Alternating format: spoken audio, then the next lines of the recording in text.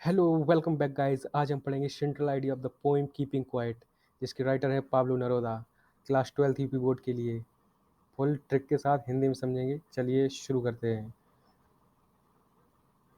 Central idea, इसमें सबसे पहले हम इसे इंग्लिश में बताएंगे, उसके बाद इसकी प्योर हिंदी मतलब शुद्ध हिंदी में आपको समझाएंगे एक एक लाइन डिटेल में। चलिए बात करते हैं। The central idea of the poem keeping quiet is to keep silence for a moment and do nothing, instead introspect ourselves and understand what we are doing.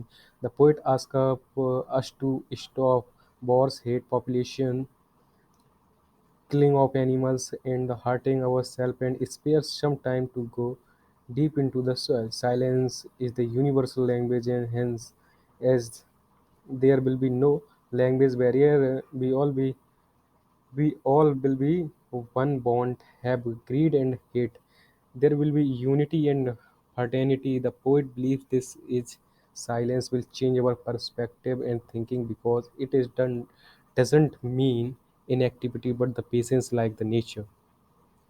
ये आपको याद करना है। अगर ये मतलब इसे ऐसे ही लिखना है। अगर बोर्ड में आए write the central idea of the keeping quiet, तो आपको सबसे ऊपर पहले एक लाइन लिखनी पड़ेगी, the chapter is written by Pablo नेरोदा।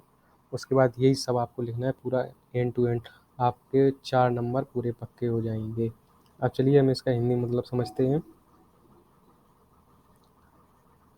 सबसे पहले देखें क्या कवि क्या कह रहे हैं, क्या बताने चाहते हैं। चुप रहना कविता का केंद्रीय विचार है, मतलब शांत रहना। इसमें दर्शाया है कि शांत रहिए। एक पल के लिए मौन रहना और कुछ ना करना, मतलब शांत बैठिए, एक पल के लिए चुपचाप बैठिए। इसके बजाय अपने आप को आत्मनिरीक्षण करें और मतलब चुपचाप बैठें और मन में अपने मन में सोचें कि तुम्हारे अंदर क्या कमी है, क्या अच्छाइयाँ हैं, और समझें कि हम क्या कर रहे हैं। कवि बताते हैं कि हमें युद्ध, घृणा, प्रदूषण, जानवरों की हत्या और खुद को चोट पहुंचाने से रोकने और आत्मा में गहराई तक जाने के लिए कुछ समय निकालने के लिए कहता है। समझ रहे हैं ना। कभी कह रहे हैं कि मतलब कुछ समय अपने लिए निकालो, उसमें अपने आप को आत्मनिरीक्षण करो, मतलब अपने आप को समझो तुम क्या हो, कौन हो। उसके बाद देखते हैं अगली लाइन।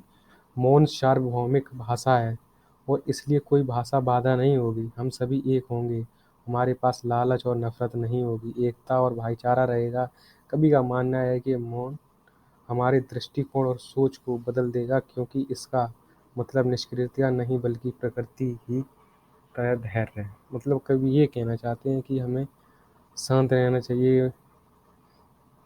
किसी की भाषा से मतलब किसी से हम कुछ कह दें तो जवाब देते हैं, मतलब ये नहीं करना चाहिए। हमें भाईचारे के साथ रहना चाहिए, एकता में रहना चाहिए, तब इस देश का कुछ हो सकता है।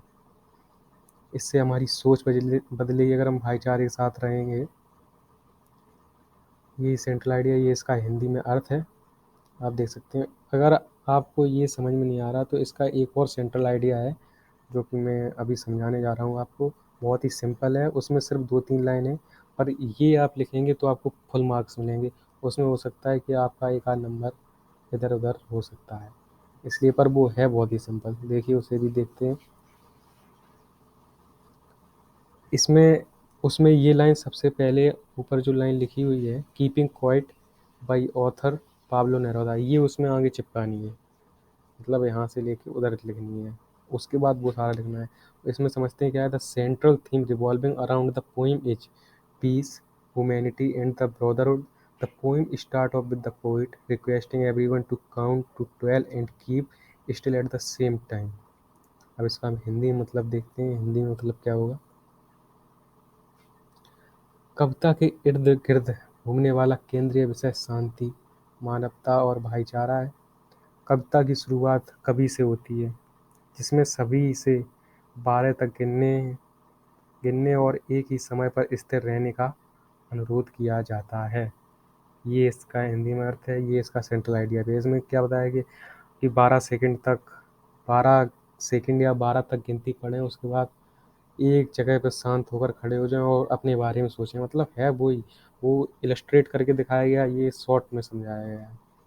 अगर आपको ये समझ में आया है तो प्लीज़ वीडियो को लाइक करें, शेयर करें और चैनल को सब्सक्राइब करें।